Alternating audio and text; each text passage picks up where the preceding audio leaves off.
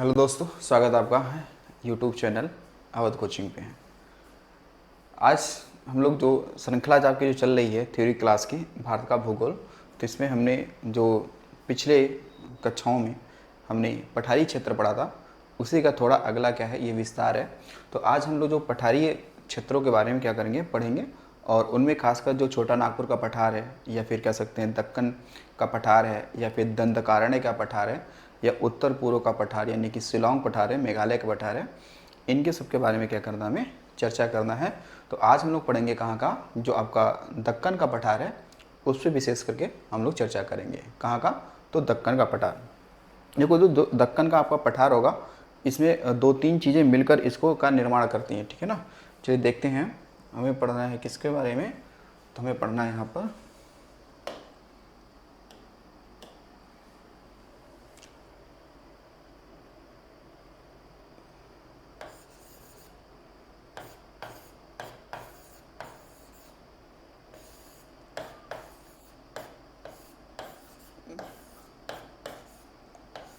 दक्कन का पठार। किसके बारे में पढ़ना है, मैं स्पेशली पढ़ना है दक्कन के पठार के बारे में पढ़ना है, ठीक है।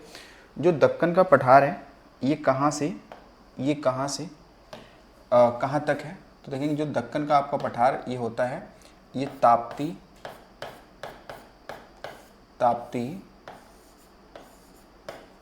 नदी मुहाने से, ठीक है, ये क्या होगा, आपका प्रारंभ होगा, ठीक है। तो ये ताप्ती नदी मुहाने से क्या होगा, आपका प्रारंभ होगा, ठीक है। और इसका भी ध्यान रखेंगे, इसका भी जो आकार है, इसका भी आकार कैसा है, तो त्रिभुजाकार ही। कैसा आकार है, तो त्रिभुजाकार है। आकार कैसा है इसका, तो त्रिभुजाकार है। किस आकार का ये, तो त्रिभुजाकार हो जाता है। अब ये जो दक्कन का पठार है, इसको स्पेशली ये तीन कह सकते हैं कि तीन भागों में इसे बांटा जा सकता है। यानी कि ये कह सकते हैं कि ये तीन पठारी क्षेत्रों को मिलाकर आपका दक्कन का पठार पड़ता है, ठीक है। एक आपका है दक्कन ट्रैप, इसका नाम क्या है, दक्कन ट्रैप, ठीक है। सेकंड होगा आपका कर्नाटक का पठार, क्या होगा आपका कर्नाटक का पठार, ठीक है। और थर्ड हो जाएगा आपका इसमें आंध्र का पठार। क्या जाएगा आपका आंध्र का पठार हो जाएगा, ठीक है। क्या जाएगा, आंध्र का पठार हो जाएगा। अब हमें इसमें से क्या पढ़ना है, अभी हमें दक्कन ट्रैप पढ़ना है, ठीक है। हमें दक्कन ट्रैप के बारे में यहाँ पे पढ़ना है। देखिए, देखते हैं दक्कन ट्रैप।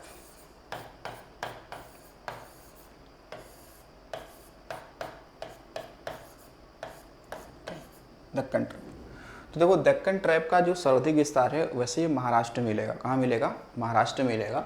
फिर भी आप देखेंगे तो जो 16 डिग्री उत्तरी अक्षांश से लेकर उत्तर पूर्व में ये कहाँ तक जाएगा, तो ये जाएगा नागपुर तक जाएगा, ठीक है।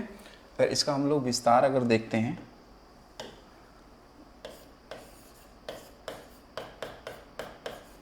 जो इसका विस्तार है, ये विस्तार आएगा कि उत्तर में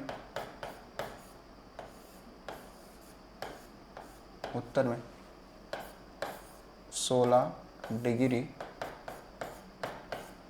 उत्तरी अक्षांश से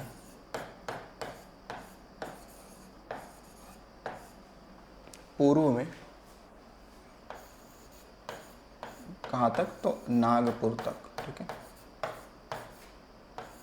नागपुर तक, ठीक है।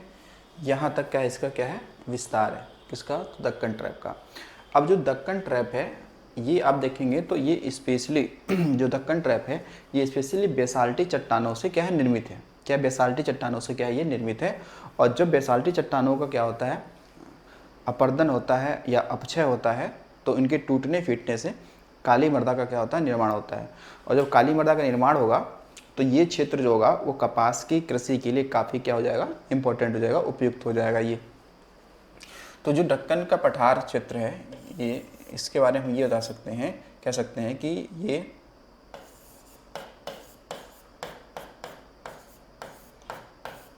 बेसाल्टी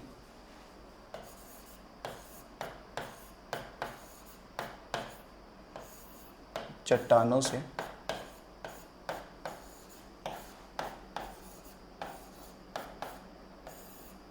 निर्मित है। तो इसके अपक्षय यानी वेदरिंग अपक्षय से काली मृदा का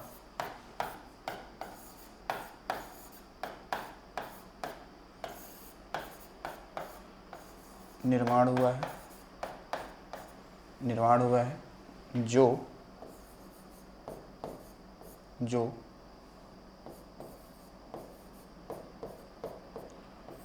कपास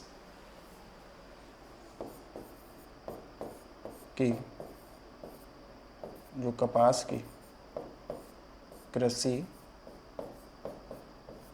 हेतु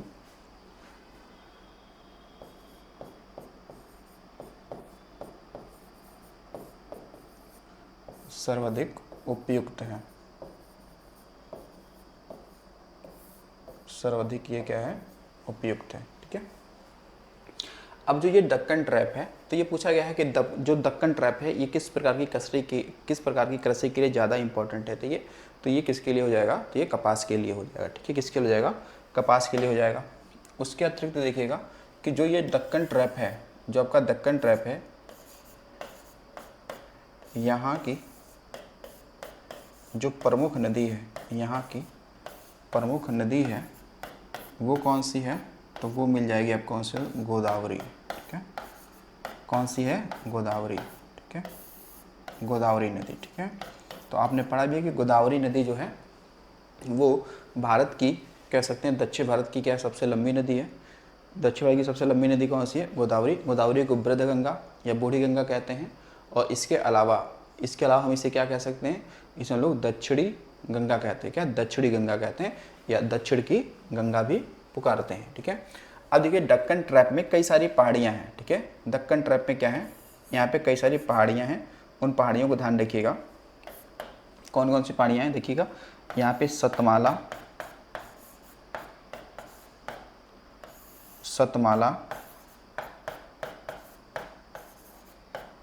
बालाघाट, अजंता,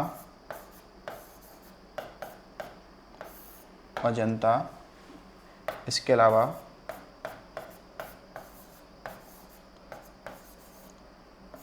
हरिश्चंद्र आदि।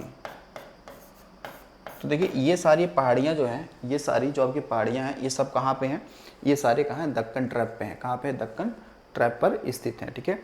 अच्छा, इसमें से एक सवाल बहुत इंपॉर्टेंट बनता है, जैसे अगर ये पहाड़ियों की अगर बात करते हैं तो इन पहाड़ियों में एक सवाल इंपॉर्टेंट बनता है आपसे, कि पूछा जाता है सवाल ये कि बताइए वो कौन सी पहाड़ी है जो केवल एक ही राज्य में क्या है, उसका विस्तार है, यानी महाराष्ट्र में एक ही विस्तार है। तो वो कौन सा है, अजंता। तो जो अजंता पहाड़ी है, इसका विस्तार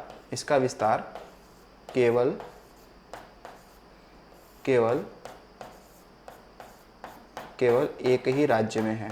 ठीक है, एक ही राज्य, कहाँ पे, तो महाराष्ट्र में इसका विस्तार है। कहाँ है, तो महाराष्ट्र में ही क्या इसका विस्तार है, केवल एक ही में। ठीक है। तो देखो दक्कन ट्रैप के बारे में इतनी जानकारी आपको क्या रखना है, ध्यान रखना है। अब हम आते हैं कर्नाटक के पठार वाले पे। ठीक है, पहला कौन सा हमारा, कर्नाटक का पठार।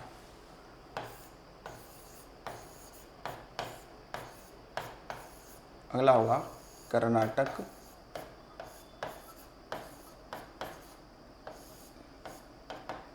ठीक है, कर्नाटक का पठार।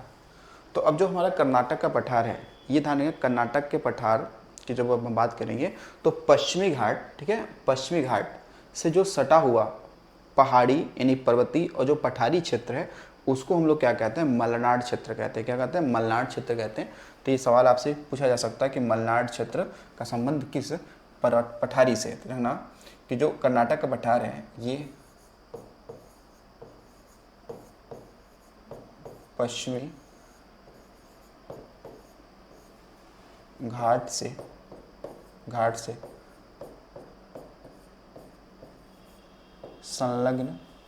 संलग्न पर्वतीय व पठारी क्षेत्र को पठारीय भाग को क्या बोलते हैं? पठारी भाग को बोलते हैं मलनाड। ठीक है, मलनाड क्षेत्र कहते हैं।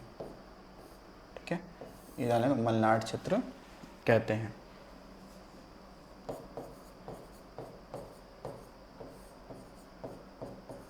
क्या बोलेंगे? मलनाड क्षेत्र कहेंगे। तो ये सवाल पूछा गया कि मलनाड और क्षेत्र का संबंध किस पठारी से है, तो बता सकते हैं कि आप इसका संबंध किससे हो जाएगा? तो कर्नाटक के पठार से हो जाएगा। किससे हो जाएगा? कर्नाटक के पठार से हो जाएगा। अब देखो, कर्नाटक का जो पठार है ये धारवाड़ क्रम की चट्टानों से निर्मित है।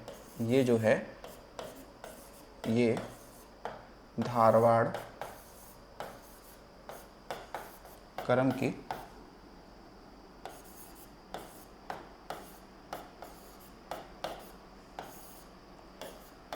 चट्टानों से ये क्या है? निर्मित है।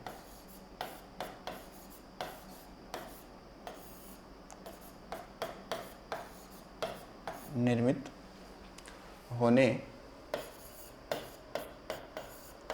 के कारण यहाँ पे क्या होता है आपका?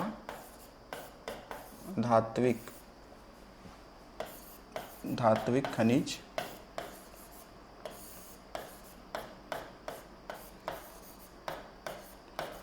पाए जाते हैं। ठीक है, आप ऐसे भी देखें कर्नाटक में जो कोलार हट्टी, ठीक है, कोलार है, हट्टी है, ठीक है, तो ये सब क्या है? सोने की खाने। ये सब किसकी हैं? सोने की खाने हैं, गोल्ड माइंस हैं।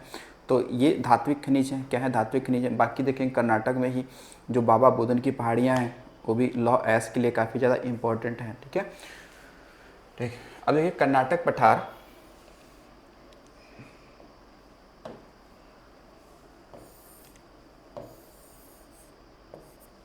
कर्नाटक पठार का सबसे ऊंचा पर्वतीय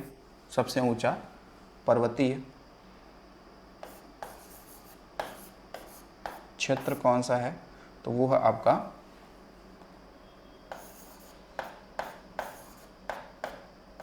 बाबा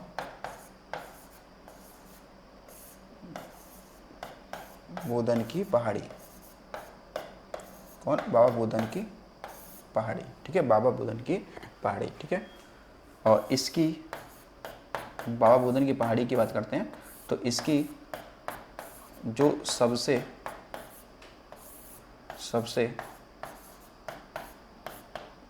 ऊंची जो चोटी है उसका नाम है मुल्यानगिरी। ठीक है, क्या नाम है? तो मुल्यानगिरी। ठीक है, नाम क्या है? मुल्यानगिरी नाम है। ठीक है ना, क्या है? मुल्यानगिरी है। लेकिन कई सारे अगर आप अन्य स्रोत देखेंगे तो वहाँ पर जो बाबा बुदन की पहाड़ी है इसकी सबसे ऊंची चोटी कुद्रेमुख के दे रखा है, लेकिन कुछ स्रोतों में देखेंगे तो मुल्यानगिरी है। ठीक है ना, अगर आप जैसे कि ऑक्सफोर्ड एटलस के देखेंगे तो उसमें कुद्रेमुख को दर्शाया हुआ है। ठीक है ना, तो ये ध्यान रखिएगा कि कुछ अन्य स्रोतों की बात करें, ठीक है, लेकिन अन्य स्रोतों में ध्यान रखिएगा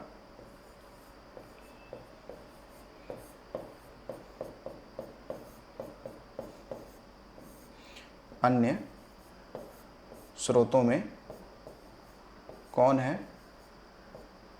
तो कुद्रेमुख।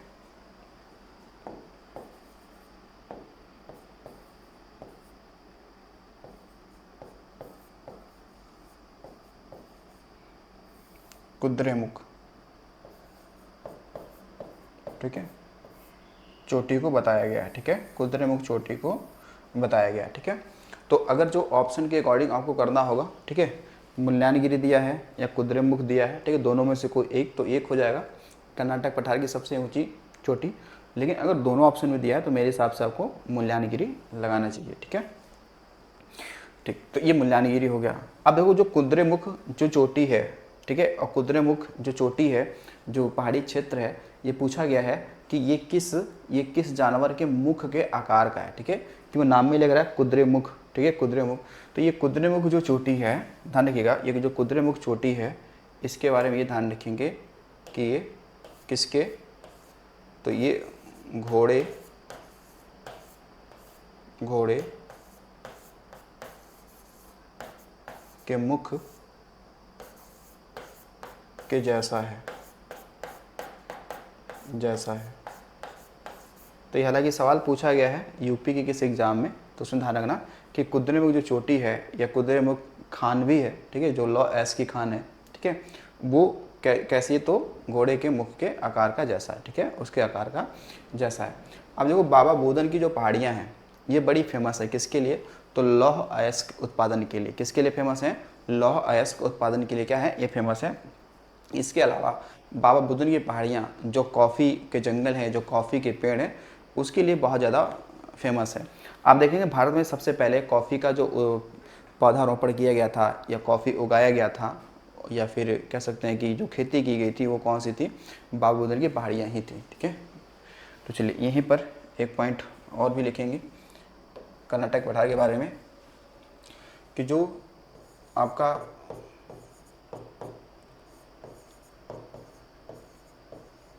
बाबा बोधन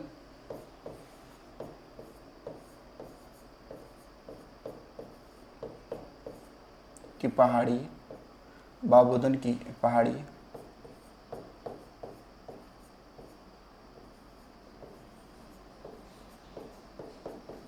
लौह अयस्क, ठीक है, लौह अयस्क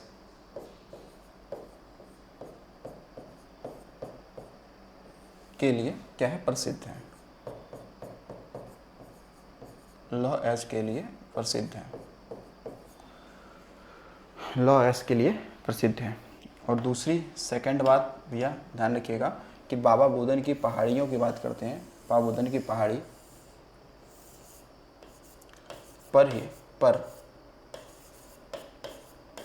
भारत में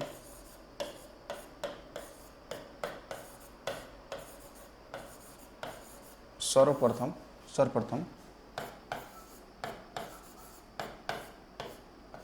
कॉफ़ी, ठीक है, कॉफ़ी की खेती की गई थी, ठीक है, कॉफ़ी की खेती की गई थी, ठीक है। तो बाबा बुदन की पहाड़ियाँ फेमस है किसके लिए, कॉफ़ी उत्पादन के लिए भी फेमस है, ठीक है। बाबा बुदन की पहाड़ियाँ किसके लिए फेमस हैं, तो कॉफ़ी उत्पादन के लिए फेमस हैं, ये आपको ध्यान रखिएगा, ठीक है। अब देखिए, जो अगर हम लोग बात करते हैं कि कर्नाटक के पठार को हमने दो भागों में बांटा है, एक बांटा है बेंगलुरु का पठार और दूसरा बांटा है मैसूर का पठार, ठीक है। दूसरा कौन बांटा है, मैसूर का पठार। तो जो आपका अगर हम यहाँ पे देखेंगे कि कर्नाटक पठार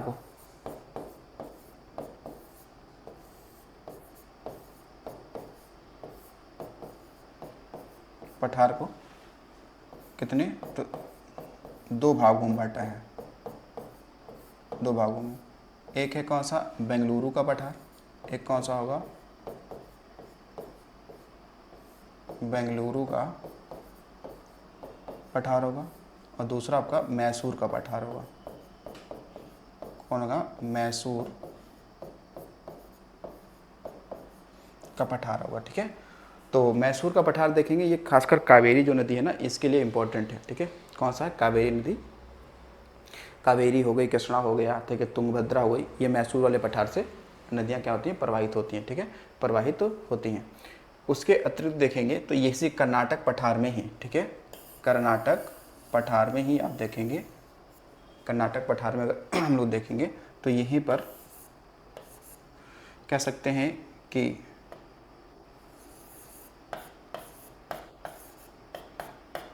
शरावती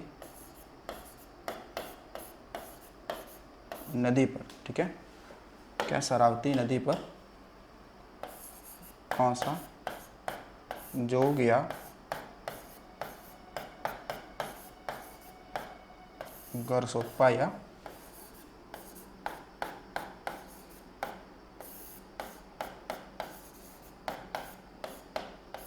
महात्मा गांधी क्या है, जलप्रपात है, जलप्रपात है। ठीक है, तो इसकी जो हाइट है लगभग 250 मीटर में है, लेकिन लगभग 250 मीटर है। ये कितने ऊंचाई से जल गिरता है, अगर इसकी हाइट की बात करें तो ये लगभग आप देखेंगे तो 250, ठीक है, 250 मीटर। ठीक है, तो ये लगभग 250 मीटर की हाइट से क्या होता है, जल ये गिरता है। ठीक है, तो कहीं कहीं बुकों में दे रखा है कि जो भारत का जो सबसे ऊंचा जलप्रपात है वो जोग गरसोप्पा या महात्मा गांधी है। ठीक है, महात्मा गांधी है, लेकिन आपको ध्यान रखना चाहिए कि इसको हम लोग नहीं मानते हैं। ठीक है, सबसे ऊंचा जलप्रपात एक कर्नाटक में ही वराही नदी पर कूंचिकल जलप्रपात है जो 450 मीटर की हाइट है, तो उसे मानेंगे। ठीक है ना, अगर वो ऑप्शन में नहीं है तो फिर इसको हम लोग लगा सकते हैं। ठीक है ना, यहीं पर अगर देखेंगे, यहीं पर ये देखिए, अगर सवाल कुछ ऐसे दिया है कि एक नदी कौन सी है, वाराही, वाराही नदी पर कौन सा है, तो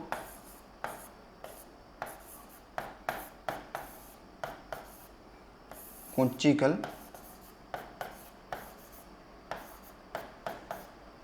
जलप्रपात है। ठीक है ना, इसकी जो हाइट है वो कितनी है, 455 मीटर की। कितनी है, 455 मीटर की है। और एक शब्द में कहा जाए कि भारत का सबसे ऊंचा जलप्रपात कौन है, तो वो कूंचिकल ही हो जाएगा। कौन सा हो जाएगा, कूंचिकल हो जाएगा। ठीक है, इसको ध्यान रखना कि ये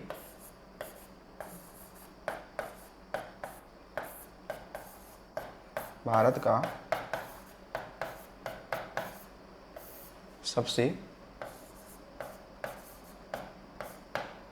ऊंचा ये क्या होगा, झरना है। ठीक है, या जलप्रपात है या वाटर फॉल्स है, आप बताएंगे। ठीक है, तो देखिए, अगर जो ऑप्शन में, अगर ऑप्शन में आपको ये नहीं मिलता, कूंचिकल नहीं मिलता है, अगर ये है तो फिर ये आप लगा सकते हैं कि भारत का सबसे ऊंचा जलप्रपात होगा। लेकिन अगर दोनों अगर हैं तो आप जरूर बताइएगा कि कूंचिकल जलप्रपात सबसे ऊंचा जलप्रपात है। ठीक है, बस इसमें यह है कि ये क्या है, जो जोग गरसोप्पा है ये कैसा है, तो ये गैर पंक्तिबद्ध है, और जबकि कुंचिकल वाला है ये क्या है, पंक्तिबद्ध सबसे ऊंचा ये जलप्रपात है। और वैसे ही पूछे तो कुंचिकल ही बताना है आपको। ठीक है, ठीक, ये हो गया। अच्छा, ये जो जोग या गरसोप्पा जो महात्मा गांधी, ये आपका क्या है, वाटरफॉल से, ये 4 ना छोटे छोटे झरनों से, यानी 4 छोटे छोटे जलप्रपातों से मिलकर बना है। जैसे कि अगर आ जाए कि जोग या गरसोप्पा या महात्मा गांधी वाटरफॉल्स कितने जलप्रपातों से मिलकर बना है, तो ये 4 से मिलकर बना है। जैसे राजा, रानी, रॉकेट और रोरर। ठीक है, ये 4 होते हैं। ठीक है, तो ये 4 से मिलकर बने हैं, तो वो आपको ध्यान रखिएगा। ठीक, अब देखो, इसके अलावा एक कर्नाटक का पठार जो है, कर्नाटक का पठार है, इसी कर्नाटक पठार में आपको कुछ क्या मिल जाएंगे, खनिज संसाधन वाले क्षेत्र मिल जाएंगे, खासकर मैसूर के पठार वाले क्षेत्र में। ठीक है, मैसूर के पठार वाले क्षेत्र में मिल जाएंगे। ठीक है, ठीक, तो अगर इसको सवाल हो कि देखिए मैसूर अगर पठार है, आपसे पूछ लिया जाए तो ये क्या है, साउथ में है। ठीक है ना, और बेंगलुरु वाला थोड़ा ऊपर में है। ठीक है, तो कर्नाटक का जो पठार है इदांगनिया, यहाँ पर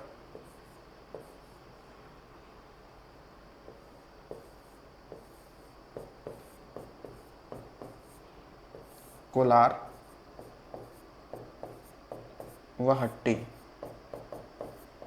ये क्या है, तो कहेंगे सोने की, ये क्या है, सोने की क्या है, खान है, जो कहाँ है, कर्नाटक में। जो कहाँ पे है, कर्नाटक में। तो ये जितनी सारी चीज़ें हमने लिखी हैं वो सब कर्नाटक में ही है। कहाँ है, कर्नाटक में ही है। चलिए अगला देख लेते हैं हम लोग। अगला होगा आंध्र का पठार। अगला आते हैं, अगला है आपका आंध्र का पठार। अगला है आंध्र का पठार। देखिए, जो आंध्र का पठार है, इससे आपके क्या सवाल बनाए जा सकते हैं, आंध्र का पठार। अब देखो, आंध्र का पठार है, इसके भी दो भाग हैं। इसके भी क्या है, 2 भाग हैं। एक तेलंगाना का पठार है और एक क्या है, रॉयल सीमा का पठार है। ठीक है, इसके भी क्या है, इसके भी भाई 2 भाग हैं। इसके भी कितने भाग हैं? तो इसके भी 2 भाग हैं। एक का नाम क्या है? तेलंगाना पठार, तेलंगाना पठार, और दूसरा है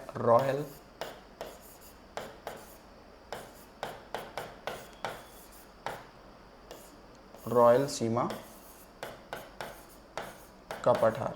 ठीक है, तो जो रॉयल सीमा का पठार है, ये जो रॉयल सीमा का पठार है, ये कहाँ पे है? तो ये ध्यान रखना, ये आपको मिलेगा आंध्र प्रदेश में। कहाँ मिलेगा ये? आंध्र प्रदेश में। ठीक है, तो जो आंध्र प्रदेश के ज़्यादा भाग में नहीं है, ये लगभग 4 जिलों में फैला हुआ है। ठीक है, ये आंध्र प्रदेश में। ठीक है, तो रॉयल सीमा का पठार देंगे, रॉयल सीमा पठार में ही आपको कौन कौन से? वेलिकोंडा,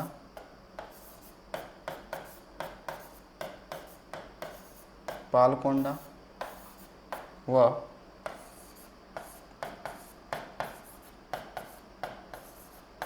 नल्लामलाई पर्वत स्थित है। पर्वत क्या है?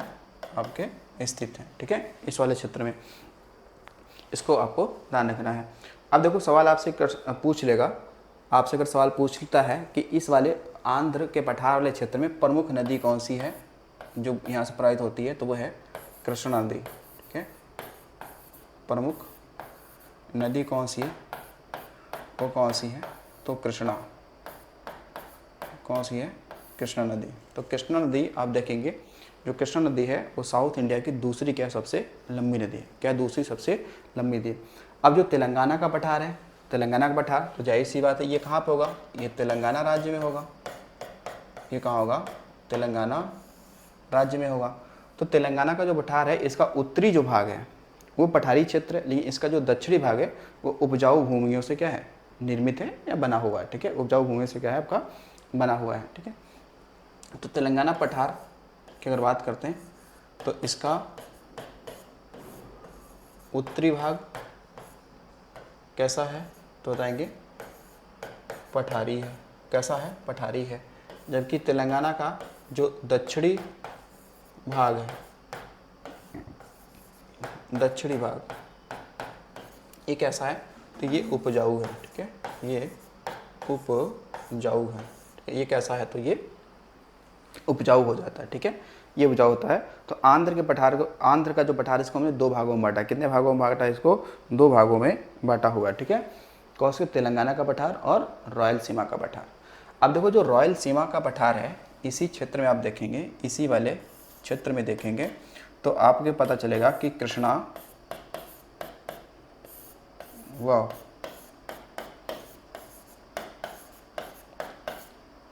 गोदावरी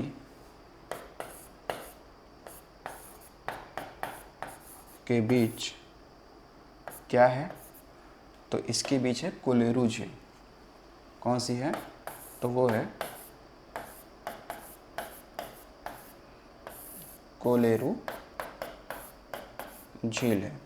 और ये झील है कहाँ पे है? ये तो आंध्र प्रदेश में है। कहाँ पे? ये आंध्र प्रदेश में है। लेकिन इसके बारे में ये बताया जाता है कि ये एशिया की सबसे बड़ी दलदली भूमि है। ठीक है ना, ये क्या है? एशिया की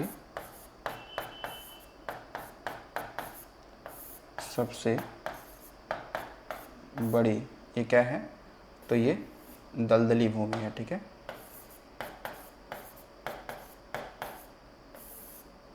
दलदली भूमि हो जाएगी। ठीक है, एशिया की सबसे बड़ी क्या है? ये दलदली भूमि मानी जाती है। ठीक है, कोलेरू झील।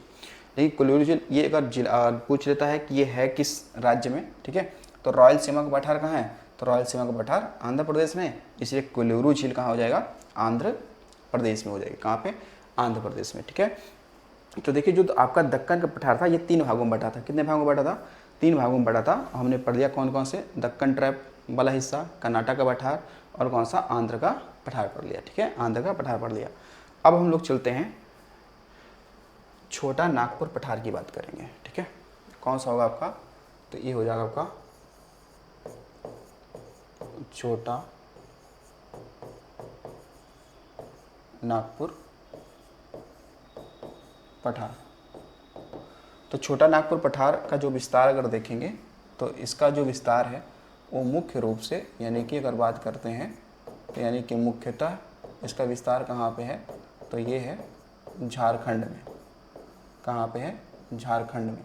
लेकिन अगर इसके अतिरिक्त देखते हैं, ठीक है, इसके अतिरिक्त देखेंगे तो इसका जो विस्तार होगा, इसका जो अन्य विस्तार जो है वो कहाँ कहाँ पे है, तो देखो इसका अन्य विस्तार देखेंगे तो इसका अन्य विस्तार क्या है? ओडिशा, यानी कि ओडिशा के उत्तर में, ओडिशा के उत्तर में, और छत्तीसगढ़ के भी उत्तर में। कहाँ? तो छत्तीसगढ़ के भी उत्तर में है, ठीक है। इसके अलावा पश्चिम बंगाल के पश्चिम में है, पश्चिम बंगाल, और बिहार के दक्षिण में, बिहार के दक्षिण में भी विस्तार से गया छोटा नागपुर का पठार का विस्तार। लेकिन मुख्यतः कहाँ पे है तो बताएंगे झारखंड में। कहाँ पे? झारखंड में। अब देखो जो छोटा नागपुर का पठार है, इसको हम लोग क्या बोलते हैं? इसे कहते हैं भारत का रूर। इसे क्या बोलते हैं? इसे कहते हैं भारत का रूर प्रदेश कहते हैं। क्या बोलते हैं? रूर प्रदेश कहते हैं। तो भारत का रूर प्रदेश किसे कहते हैं? तो वो कहते हैं छोटा नागपुर पठार को। क्यों कहते हैं? क्योंकि जैसे जर्मनी का रूर क्षेत्र कोयला के भंडार के लिए फेमस है, वैसे भारत में छोटा नागपुर पठार कोयले के भंडार के लिए क्या है? फेमस है, ठीक है, फेमस है। अब देखो जो छोटा नागपुर पठार है, इसकी बीचों बीच से कौन सी नदी बहती है?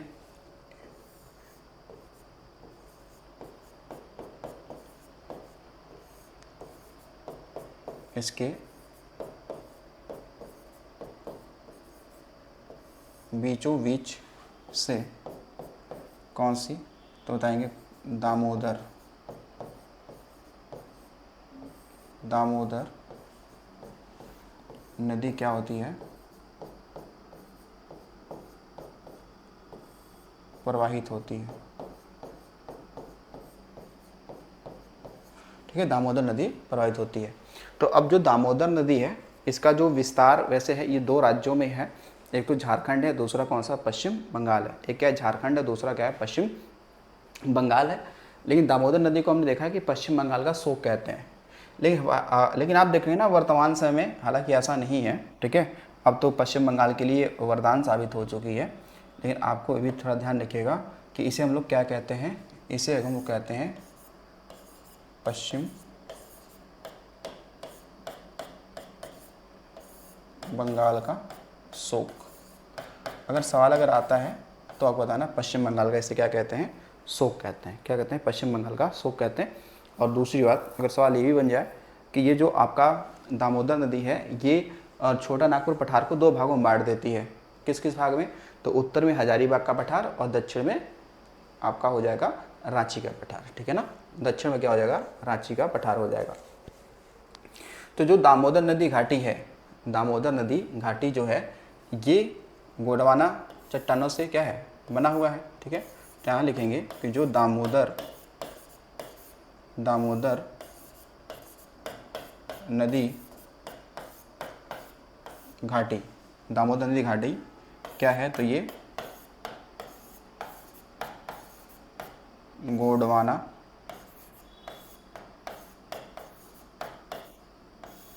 चट्टानों से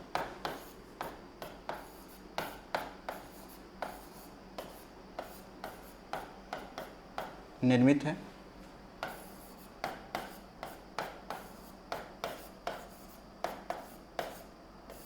जो कोयले का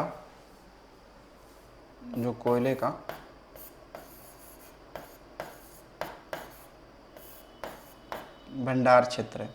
तो कोयले का सबसे बड़ा भंडार क्षेत्र कौन सा है? वो आपका है दामोदर नदी घाटी, ठीक है। तो यहाँ पे कोयले का मतलब कह सकते हैं काफ़ी ज़्यादा निक्षेप आपको मिलेंगे। कहाँ पर? तो दामोदर नदी घाटी वाले क्षेत्र में, ठीक है। क्योंकि यहाँ पर देखेंगे तो झारखंड में आप देखेंगे खासकर धनबाद, झरिया, ठीक है, ये सब कहाँ पे हैं? तो ये झारखंड में है। जैसे बोकारो आप देखेंगे तो भी यही मिलेगा, जो कोयला का काफ़ी बड़ा उत्पादन क्षेत्र है, ठीक है। उसके अतिरिक्त देखेंगे हम लोग ये भी कह सकते हैं कि छोटा नागपुर का जो पठार वाला हिस्सा है, तो इधर ना ये खनिज संसाधनों से काफ़ी ज़्यादा भरपूर है। खनिज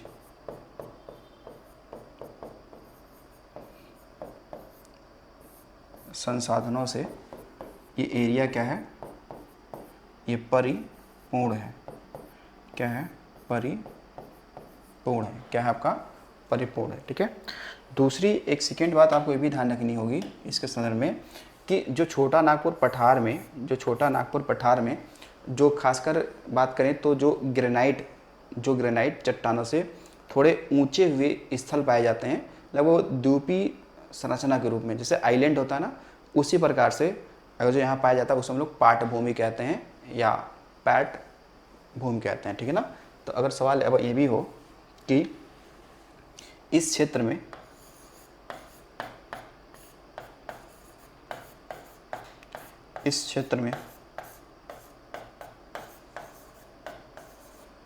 ग्रेनाइट निर्मित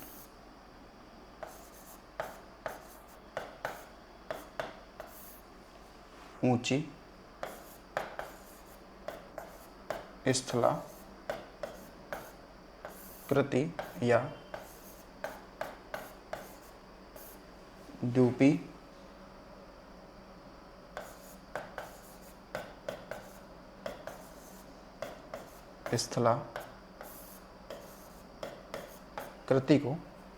स्थलाकृति को क्या बोलेंगे? तो बोलेंगे हम लोग पाट भूमि कहते हैं। ठीक है। पाट भूमि। ठीक है। पाट भूमि। तो ये सवाल पूछा गया है कि पाट भूमि का संबंध किस पठार से, तो बता सकते हैं छोटा नागपुर का पठार है। ठीक है। यानी उस क्षेत्र में थोड़ा सा ऊंचा स्थान जो होगा, यानी आइलैंड के जैसा होगा, उसे हम लोग क्या बोलेंगे? पाट भूमि कहेंगे। क्या बोलेंगे? उसे पाट भूमि कह देंगे। ठीक है। अब इसके अलावा देखिएगा, इसको संरचनात्मक रूप से देखिएगा। हमने अगर ये मानते हैं एरिया कि एरिया किसका है आपका, तो ये एरिया हमने मान लिया कि ये एरिया छोटा नागपुर का पठार है। ठीक है। ये किसका एरिया? छोटा नागपुर का पठार है। तो इसके बीचों बीच से अगर आप देखेंगे इस साइड से, इस तरीके से इसको बीचों बीच से एक नदी का प्रवाह होगा आगे। ये क्या नदी है? इसका नाम, इस नदी का नाम क्या है? दामोदर नदी। कौन सी है ये? दामोदर नदी। तो जो दामोदर नदी है ये हुगली की सहायक है। किसकी सहायक है? ये हुगली की क्या है? ये हुगली की सहायक नदी है। तो दामोदर जो नदी है इसका काम ये है कि ये छोटा नागपुर पठार को दो भागों में बांट देना। ये वाला भाग कौन सा है? तो ये है हजारीबाग का पठार है। ठीक है। और नीचे आप देखेंगे, नीचे वाले क्षेत्र में जो ये वाला एरिया बन जाएगा आपका, ये जो होगा ये होगा आपका रांची का पठार। ये क्या होगा आपका? रांची का पठार होगा। कौन सा होगा? रांची का पठार होगा। ठीक है। अब रांची के पठार से कई सारी नदियाँ निकलती हैं। ठीक है। कई सारी नदियाँ निकलती हैं। ठीक है। तो देखिए रांची के पठार से कौन कौन से, देखो एक तो आपने देखा कि दामोदर नदी जो है वो छोटा नागपुर पठार की क्या है? प्रमुख नदी है। कौन सी है? प्रमुख नदी है। लेकिन अब जो रांची का पठार है इससे भी कई सारी नदियाँ निकलती हैं यहाँ से। ठीक है। इस वाले क्षेत्र से कई सारी नदियाँ ये निकलती हैं। ये कई सारी आपकी नदियाँ निकलती हैं। इनको आपको विशेष रूप से ध्यान रखिएगा। जैसे एक तो नदी कौन सी ये है, अगर इसकी हम लोग बात करते हैं, एक नदी इसमें कौन सी है? स्वर्ण रेखा है। कौन सी है? स्वर्ण रेखा नदी है। ठीक है। स्वर्ण रेखा नदी है। और स्वर्ण रेखा नदी पे ध्यान रखना कौन सा? तो हुंड्रू। कौन सा है? तो हुंड्रू क्या है? आपका जल प्रपात है। ठीक है। हुंड्रू क्या है? जल प्रपात है। ठीक है। और कहाँ पे है ये? ध्यान रखना ये कहाँ पे है? तो झारखंड में हुंड्रू जल प्रपात स्वर्ण रेखा नदी पे है। इसके अलावा यहाँ पे देखेंगे तो एक वैतरणी नदी आती है। वैतरणी नदी आ गई। ठीक है। इसके अलावा वैतरणी नदी के अलावा देखेंगे तो यहाँ पे एक नदी आपने सुना होगा ऋषिकुल्या और महानदी की हम लोग बात करते हैं। कौन सी? महानदी। ठीक है। इसके अलावा ऋषिकुल्या है। ठीक है। ब्राह्मणी नदी है, ठीक है। इसके अलावा और कौन कौन सी नदियाँ हैं जो इस वाले क्षेत्र से आती हैं, ठीक है। तो वो है कौन सी, तो हो गया आपका यहाँ पर ब्राह्मणी नदी, ठीक है। कौन सी हो गई, ब्राह्मणी नदी हो गई, ठीक है। कौन सी हो गई, ब्राह्मणी नदी हो गई, इस क्षेत्र से निकलती हैं। उसके अलावा जब इस साइड में आप देखेंगे तो इस वाले साइड में भी कुछ नदियाँ आती हैं, ठीक है ना। उस साइड में भी कुछ नदियाँ आती हैं ऊपर की साइड से, जैसे कि यहाँ पर देखेंगे ये नदी इस साइड से आएंगी और ये आके इसमें मिल जाएंगी, ठीक है। इसमें मिल जाएगी, ये नदी है, फिर इधर से एक नदी आएगी ये यहाँ मिल जाएगी, और एक नदी ये आ रही है और ये इसमें मिल जाएगी, ठीक है। तो इन नदियों को अगर देखा जाए तो यहाँ पर ये नदी जो होगी वो होगा आपका कौन सा, तो जैसे देखा हमने ये कोनार है, ठीक है, कोनार नदी। तो कोनार नदी पर ही कोनार क्या है, बांध बना हुआ है। कोनार नदी पे ही क्या, कोनार बांध बना हुआ है, जो कि कहाँ पे है, झारखंड में, ठीक है। फिर उसके बाद में देखेंगे कोनार हो गया। इसके अलावा यहाँ पे देखेंगे तो ये खासकर बोकारो, ठीक है ना, बोकारो भी क्या है कि बोकारो भी क्या है आपकी नदी है। कौन सी है, बोकारो नदी है। उसके अलावा वराकर, ठीक है ना, आगे कौन सी नदी होगी, ये वराकर, ठीक है, वराकर नदी हो गई, ठीक है। तो इन्हीं नदियों में देखा होगा कई सारे बांध बने हुए हैं, जैसे कि पंचेत बांध हो गया, है नी, तिलैया बांध हो गया, मैथान बांध हो गया। तो जब ये बांध बन चुके हैं तो जाहिर सी बात है कि अब पानी ज़्यादा दामोदर में नहीं आएगा, और दामोदर जो नदी होगा वो पश्चिम बंगाल में बाढ़ नहीं लाएगी, ठीक है।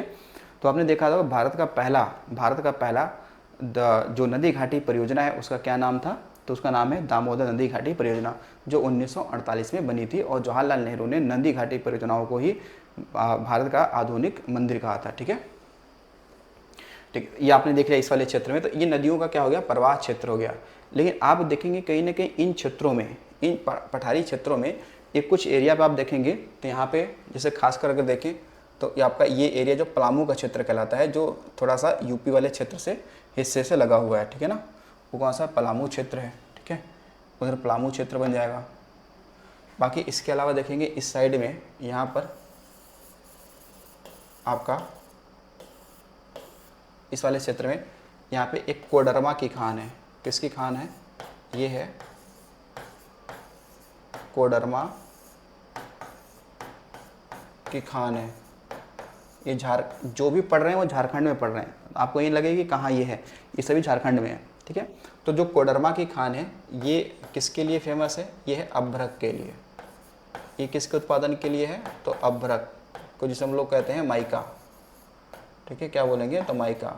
तो माइका अगर देखेंगे तो पूरे वर्ल्ड में सबसे ज़्यादा उत्पादन कौन करता है, भारत करता है। माइका पूरे वर्ल्ड में सबसे ज़्यादा कौन उत्पादन करता है, भारत करता है, ठीक है, ध्यान रखिए, भारत करता है। लेकिन अगर ये देखें कौन सा राज्य करता है, तो राज्यों में हो जाएगा कौन सा, तो आंध्र प्रदेश हो जाएगा। और जबकि क्षेत्र देखेंगे तो कोडरमा की खान फेमस है इसके लिए, ठीक है। तो कोडरमा की खान कहाँ पे, तो झारखंड में है, ठीक है। वैसे ही आप अगर इन क्षेत्रों में देखेंगे, इसी के इस क्षेत्र में देखेंगे, इस क्षेत्र में देखेंगे तो यहाँ पे आपको मिलेगा जादू घोड़ा की खान। किसको मिलेगा, तो जादू घोड़ा की खान, ये भी झारखंड में ही है। तो ये किसके लिए प्रसिद्ध है उत्पादन के लिए, तो ये फेमस है यूरेनियम के लिए। किसके लिए, यूरेनियम के लिए, ठीक है। तो यूरेनियम सबसे अधिक हमारे भारत में कहाँ होता है, तो आंध्र प्रदेश में होता है। कहाँ पे होता है, आंध्र प्रदेश में होता है, ठीक है। तो ये आपके अगर वैसे ही देखेंगे इसी में तो कोयला के लिए बहुत यहाँ पे एरिया क्या है, फेमस है। जैसे आप देखो धनबाद देखेंगे, ठीक है, धनबाद भी क्या है, कोयले के लिए भाई फेमस है। कौन सा, धनबाद हो गया, कोयले के लिए फेमस है, ठीक है, धनबाद। तो ऐसे ही आप देखेंगे तो कई सारे हिस्से, जैसे आप देखेंगे एक आपका झरिया हो गया, कौन सा हो गया, झरिया हो गया, कौन सा हो गया, झरिया हो गया। तो ये सब कोयले उत्पादन के क्या हैं, आपके क्षेत्र बन जाते हैं, ठीक है, कोयले उत्पादन के क्षेत्र बन जाते हैं, ठीक है। ठीक, तो ये आपको ध्यान रखना है, इनका संरचना आपको देख लेना है, ठीक है। किसके, छोटा नागपुर पठार का, ठीक है। तो हमने पढ़ा किसके बारे में, छोटा नागपुर पठार के बारे में, इतना डाटा हमने पढ़ लिया है, ठीक है। तो इसके अलावा देखिएगा ये सवाल और भी बन सकता है कि आपने पढ़ा ये जो हजारीबाग का पठार है, यहीं पर क्या मिलेगा, आपकी जो सबसे ऊंचा जो पर्वतीय क्षेत्र है उसका नाम क्या है? उसका नाम है पारसनाथ हिल, ठीक है, पारसनाथ हिल, ठीक है। तो ये था हजारीबाग, जो हजारीबाग का जो ये क्षेत्र है, हजारीबाग वाला जो क्षेत्र है, यहीं पर क्या है, जो ऊंचा पर्वत है वो कौन सा आपका? पारसनाथ हिल, ठीक है। तो ये अगर सवाल पूछ लिया जाए कि हजारीबाग पठार पे ही आपका कौन सा है, तो वो है पारसनाथ हिल। तो आ जाए कि पारसनाथ हिल कहाँ पे है, तो हम लोग बता सकते हैं कहाँ? हजारीबाग पठार पे, ठीक है। कहाँ पे? हजारीबाग पठार पे, ठीक है। समझ में आ गया? चलिए अब हम लोग चलते हैं आपका उत्तर पूर्व जो पठार पढ़ना है, यानी कि मेघालय वाले क्षेत्र में पढ़ना है, ठीक है। आगे जाओ, अगला आते हैं हम लोग, यहाँ पढ़ेंगे क्या? तो उत्तर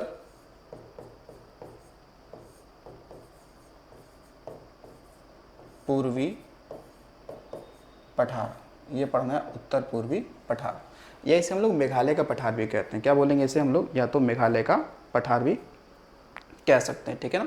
क्या कहते हैं? कह सकते हैं। तो उत्तर पूर्वी पठारों में जो आपका बनता है वो बनता है कौन सा? मेघालय का पठार। कौन सा बनता है? मेघालय का पठार। कौन सा पड़ता है? मेघालय का पठार है, ठीक है। तो अब देखिए जो मेघालय का पठार है, मेघालय का जो पठार है, इसका जो कह सकते हैं ऊंचा, मतलब सर्वाधिक ऊंचा पर्वतीय जो क्षेत्र है, उस क्षेत्र का क्या नाम है? उसका नाम है शिलोंग रेंज। नाम क्या है? शिलोंग रेंज। नाम क्या है? शिलोंग रेंज है, ठीक है। तो इसका ऊंचा पर्वतीय क्षेत्र जो क्या आपका? शिलोंग रेंज है, ठीक है। शिलोंग रेंज है। अब देखो जो आपका मेघालय का पठार है, ये ध्यान रखिएगा, जो मेघालय का पठार है ये किसका पूर्वी विस्तार है? तो ध्यान रखेंगे कि यह प्रायद्वीपीय, ये क्या है? प्रायद्वीपीय पठार, और ब्रैकेट में हम लोग लिख सकते हैं छोटा नागपुर का पठार।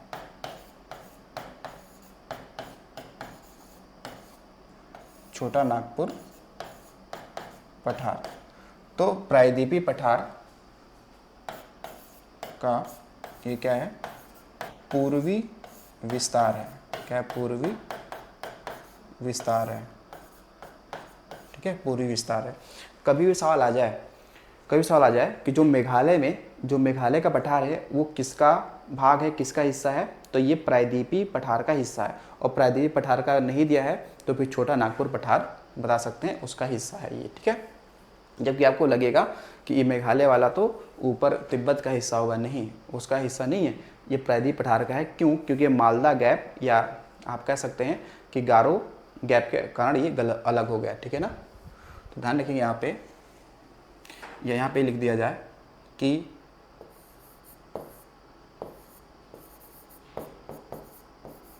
मेघालय का पठार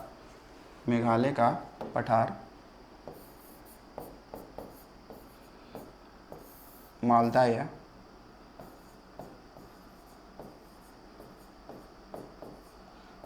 राजमहल गारो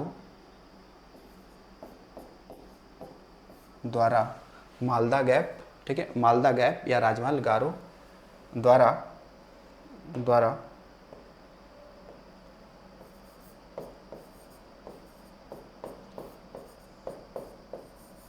प्रायद्वीपीय पठार से अलग हो गया है।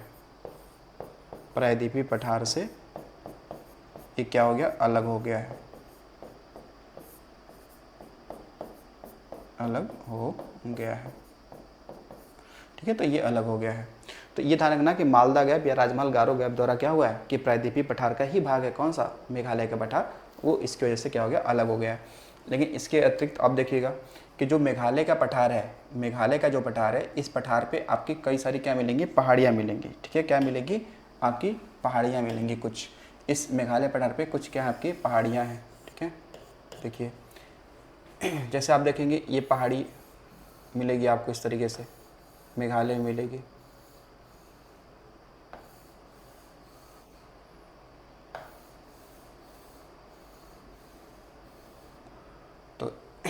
इसमें आपके पहाड़ियों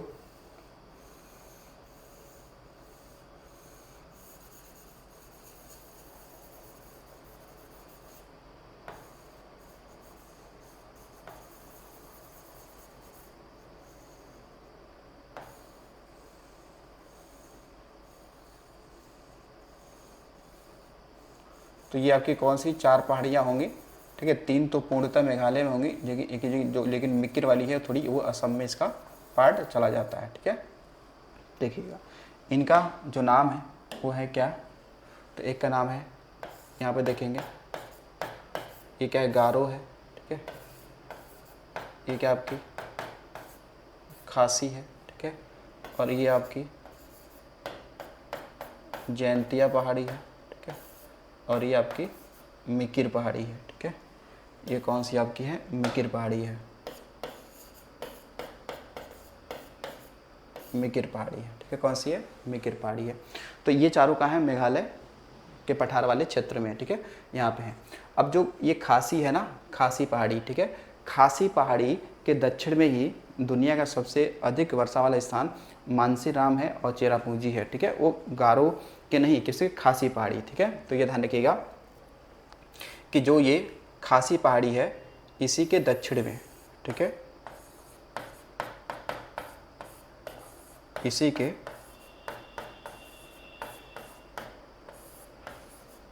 दक्षिण में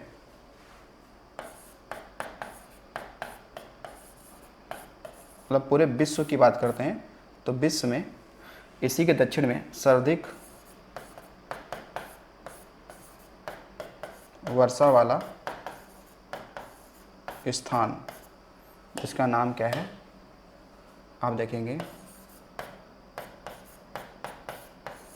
मानसीराम स्थित है, ठीक है, मानसीराम स्थित है। तो इसके अलावा मानसीराम तो सबसे अधिक वर्षा वाला है, लेकिन दूसरा सबसे अधिक वर्षा वाला स्थान कौन सा है, वो कौन सा, चेरापूंजी। तो चेरापूंजी भी इसी के दक्षिण में है, लेकिन सबसे अधिक वर्षा कहाँ पे होती है, तो मानसीराम में होती है। पहले चेरापूंजी में होती थी, अब क्या है, मानसीराम में होती है, सबसे अधिक वर्षा होती है, ठीक है। यहाँ पे तो ये किस पहाड़ी की है, पूछ ले किस पहाड़ी के दक्षिण में है, तो किस पहाड़ी के दक्षिण में हो जाएगा, जो खासी पहाड़ी है इसके दक्षिण में हो जाएगा, ठीक है। और देखो जो गारो, जो खासकर ये गारो की बात करते हैं कि गारो जो ये क्या है, पहाड़ी है, तो गारो पहाड़ी पर जो नोकरेक चोटी है, कौन सा, नोकरेक चोटी, ये क्या है, मेघालय की क्या है, तो सबसे ऊंची चोटी है, क्या है, ऊंची चोटी है। तो नोकरेक एक फेस्टिवल है और नोकरेक एक बायोस्फीयर रिजर्व है। तो सवाल आता है कि नोकरेक जो बायोस्फीयर रिजर्व है वो किस पहाड़ी के आसपास है, तो वो गारो पहाड़ी के क्या हो जाएगा, आसपास हो जाएगा, ठीक है। गारो पहाड़ी के क्या हो जाएगा, आसपास हिस्सा हो जाएगा, ठीक है। तो ये आपने देख लिया। अब देखो जो ये आपका मेघालय का पठार है, जो आपका मेघालय का पठार है, यहाँ पे अत्यधिक वर्षा होने के कारण यहाँ पे लैटराइट मिट्टी और सदाबहार वन पाए जाते हैं, ठीक है ना। तो ये जो आपका मेघालय का पठार है, यहाँ पे क्या होता है, अत्यधिक वर्षा के कारण क्या होता है, अत्यधिक वर्षा के कारण, ठीक है, यहाँ पे क्या होगा कि अधिक वर्षा के कारण यहाँ पे क्या होगा कि यहाँ पे लैटेराइट मृदा व कैसा वन, तो सदाबहार वन पाए जाते हैं, सदाबहार वन, ठीक है। तो अत्यधिक वर्षा के कारण क्या होता है, यानी अधिक वर्षा के कारण यानी कि मेघालय क्षेत्र में क्या मिलेगा आपको, लेटेराइट मृदा और सदाबहार वन पाए जाएंगे, क्या होंगे, सदाबहार वन पाए जाते हैं, ठीक है। तो ये देखिए उत्तर पूर्वी जो आपका है उनमें मेघालय का पठार आपने पढ़ लिया। तो मेघालय पठार में जो ऊंचा पर्वतीय क्षेत्र है वो कौन सा, शिलांग रेंज, ठीक है। और शिलांग रेंज सबसे ऊंचा क्षेत्र है, तो इसलिए इसको शिलांग का पठार भी कह देते हैं, क्या बोल देते हैं इसको, शिलांग का पठार भी कह देते हैं, ठीक है। अच्छा, एक बार सवाल आपसे ये पूछा गया था कि इन चारों पहाड़ियों में, हालांकि ये तीनों जो पहाड़ियाँ हैं तो पूर्णतः मेघालय में है, लेकिन जो मिकिर वाली पहाड़ी है ये मेघालय और असम दोनों में ये आती है, ठीक है। तो खासी पहाड़ी का जो रूप है वो कैसा है, कीपनुमा है। कैसा है? कीपनुमा है। इसीलिए जो मानसून जब चलता है तो इन पहाड़ियों में आपस में टकरा के क्या होती है, सबसे अधिक वर्षा यही करती है। ठीक है, अगर आ जाए कि कौन सी पहाड़ी कीपनुमा है, अगर ये हो कीपनुमा, तो ये पहाड़ी आपकी कैसी है? तो ये है कीपनुमा। इसकी आकृति कैसी है? कीपनुमा। तो ये है कीपनुमा आकार है किसका? तो बताएंगे ये आकार है किसका? खासी पहाड़ी का। ठीक है, तो खासी पहाड़ी का आकार कैसा है? कीपनुमा। ठीक है, कीपनुमा क्या इसकी आकृति हो जाती है। ठीक है, और ये जो गारो खासी जयंतियाँ है ना, ये वहाँ का कह सकते हैं कि वहाँ की जनजातियाँ हैं। क्या है? वहाँ की जनजातियाँ हैं। ठीक है, उन जनजातियों के नाम पे इस पहाड़ी को क्या पड़ा है? नाम पड़ा है। और गारो खासी जयंतियाँ, गारो खासी जयंतियाँ ध्यान रखिएगा कि ये संतरे की खेती के लिए काफ़ी फेमस हैं। किसके लिए? यानी जो आपके खट्टे फल होते हैं उनके लिए फेमस है। ध्यान रखेंगे किसके लिए? संतरे की खेती के लिए फेमस है। कौन? गारो खासी जयंतियाँ, ये पहाड़ियाँ मिकिर, ये फेमस है। ठीक है, तो ये किसके बारे में हमने पढ़ लिया? ये पढ़ लिया हमने खासकर जो आपका मेघालय का पठार है उसके बारे में पढ़ लिया। ठीक है, अब देखिए हम लोग बात करते हैं आपका जो लास्ट होगा वो कौन सा आपका है? वो होगा दंडकारण्य का पठार। ठीक है, दंडकारण्य का पठार। तो दंडकारण्य का पठार हमें पढ़ना है। तो ये देखिए ये कहाँ है? भारत के मध्य भाग में। ठीक है, और ये भी कई सारे राज्यों में इसका क्या है? फैलाव है। ठीक है, इसका भी कई सारे राज्यों में क्या है? फैलाव है। अगर विस्तार की बात करते हैं तो इसका भाग कहाँ पड़ेगा? देखिए छत्तीसगढ़ में है इसका विस्तार। इसका विस्तार आपका क्या है? मध्य प्रदेश में भी है। इसका विस्तार कहाँ पे है?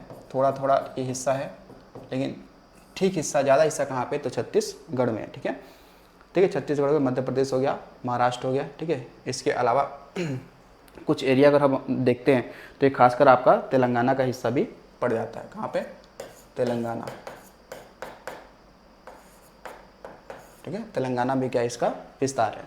तो ये जो दंडकारण्य का पठार है, ध्यान रखेंगे इसके बारे में कि ये भारत के मध्य भाग में है। कहाँ पे? भारत के मध्य भाग में है। ये कहाँ पे? भारत के मध्य भाग में है। और इसी वाले क्षेत्र में ना आपको क्या मिलेगा? बस्तर क्षेत्र मिलेगा। इसी में क्या मिलेगा आपको? तो एक मिलेगा बस्तर क्षेत्र। और बस्तर क्षेत्र जो है ये टिन के उत्पादन के लिए जाना जाता है। यानी कि छत्तीसगढ़ वो राज्य है भारत में जिसमें जो टिन के उत्पादन में एकाधिकार रखता है। ठीक है ना, तो बस्तर क्षेत्र जो है ये ध्यान रखेंगे कि ये क्या है? टिन उत्पादन क्या है आपका? क्षेत्र है। क्या है? टिन उत्पादन आपका क्षेत्र है। तो ये बस्तर क्षेत्र कहाँ पड़ेगा? अगर ये सवाल हो तो ये तो छत्तीसगढ़ का हिस्सा है। ये कहाँ का है? तो ये छत्तीसगढ़ का हिस्सा है। ये कहाँ है? छत्तीसगढ़ में पड़ता है। ठीक है, तो टिन के उत्पादन में किसका एकाधिकार है? तो है किसका? तो छत्तीसगढ़ का है। कहाँ पे? तो बस्तर क्षेत्र हो जाएगा। कौन सा? बस्तर क्षेत्र हो जाएगा। अब देखो दंडकारण्य पठार की जो सबसे महत्वपूर्ण नदी है वो कौन सी? इंद्रावती है। ठीक है, कौन सी है? इंद्रावती है, जो कि क्या है? गोदावरी की आपने क्या पढ़ा है? सहायक नदी है। कौन सी है? सहायक नदी है। तो ये दंडकारण्य क्षेत्र का बता देंगे कि यहाँ की जो प्रमुख नदी है, प्रमुख नदी है वो क्या है? गोदावरी की सहायक, गोदावरी की सहायक कौन सी है? तो वो इंद्रावती है। कौन सी नदी है वो? तो इंद्रावती है। इसकी सहायक नदी कौन सी है? तो इंद्रावती है। अब देखिएगा ये जो दंडकारण्य का क्षेत्र है ये अगर आप देखेंगे काफ़ी ये ऊबड़ खाबड़ भूमि है। ये ऊबड़ खाबड़ क्या है? भूमि है, लेकिन खनिज संसाधनों के लिए महत्वपूर्ण है। ठीक है ना, यानी कि दंडकारण्य वाला जो पठार है ये ध्यान रखेंगे कि ये क्या है? ये भूमि कैसी है? तो ये थोड़ा सा कह सकते हैं ऊबड़ खाबड़ भूमि है,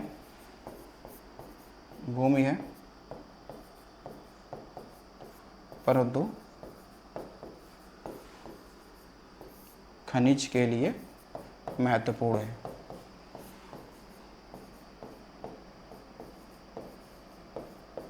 महत्वपूर्ण है ये। तो ये क्या खनिज के लिए महत्वपूर्ण है। तो दंडकारण्य का पठार के बारे में आपको ध्यान रखना है कि इसका विस्तार छत्तीसगढ़, मध्य प्रदेश, महाराष्ट्र, तेलंगाना वाले क्षेत्र में है। तो भारत के मध्य भाग में ये लगभग क्या है, ये भारत के मध्य भाग में लगभग क्या है, स्थित है, ठीक है ना। तो इनको सबको ध्यान रखना है आपको, ठीक है। हल्का फुल्का भाग उड़ीसा में चला जाता है, ठीक है। तो ये इनका विस्तार है। अगर आप देखेंगे तो इसका विस्तार थोड़ा उड़ीसा में भी है, ठीक है। इसका विस्तार उड़ीसा में भी हो जाएगा, ठीक है, इन सब में हो जाएगा, ठीक है, ठीक है। तो ये इसके अलावा देखिएगा, एक आपके साथ पेट में किसी में एग्ज़ाम में एक बार पूछा गया था कि उड़िया पठार कहाँ पे है, ठीक है। तो लोगों को लगा कि उड़िया पठार तो उड़ीसा में होना चाहिए, जबकि ऐसा कुछ था नहीं, ठीक है, ऐसा कुछ था नहीं। तो इसको हम लोग क्या करते हैं ना, इसको हम यहीं पे लिख देते हैं, इसको हमने ब्रैकेट में, देखो भाई यहाँ पे लिख देते हैं। ये वन लाइनर में आप याद रखना कि अगर आता है आपके सामने इस तरीके से कि उड़िया, ठीक है, उड़िया पठार कहाँ पे है, तो देखिएगा उड़िया पठार जब पूछेगा आपसे तो बताना ये पठार कहाँ हो जाएगा, तो हो जाएगा राजस्थान में, ठीक है। कहाँ हो जाएगा, राजस्थान में, कहाँ हो जाएगा, राजस्थान में है उड़िया पठार। तो आपको ये ना लगे कि ये पठार कहाँ पे है, उड़ीसा में, ठीक है ना। ये उड़ीसा में नहीं है, कहाँ पे है, ये राजस्थान में है, ठीक है। तो हमने देखो भारत में जो जितने भी आपके क्या थे पठारी क्षेत्र थे उनको हमने क्या किया, कवर कर लिया है। तो ये पठारी क्षेत्र आपके कंप्लीट होते हैं, ठीक है ना। आगे जो हम पढ़ेंगे वो उसमें खासकर जो गंगा के जो विशाल मैदान होंगे, यानी कि उत्तर भारत में जो गंगा, ब्रह्मपुत्र, सिंधु नदियों द्वारा जो निर्माण किए गए विशाल मैदान हैं उनके बारे में पढ़ेंगे। फिर थोड़ा हम लोग मरुस्थली बारे में पढ़ेंगे, यानी मरुस्थली जो क्षेत्र हैं उनके बारे में पढ़ेंगे, ठीक है। तो अगली क्लास आपकी मैदानों से होगी। तो चलिए चलते हैं भाई, और थैंक्स फॉर वॉचिंग।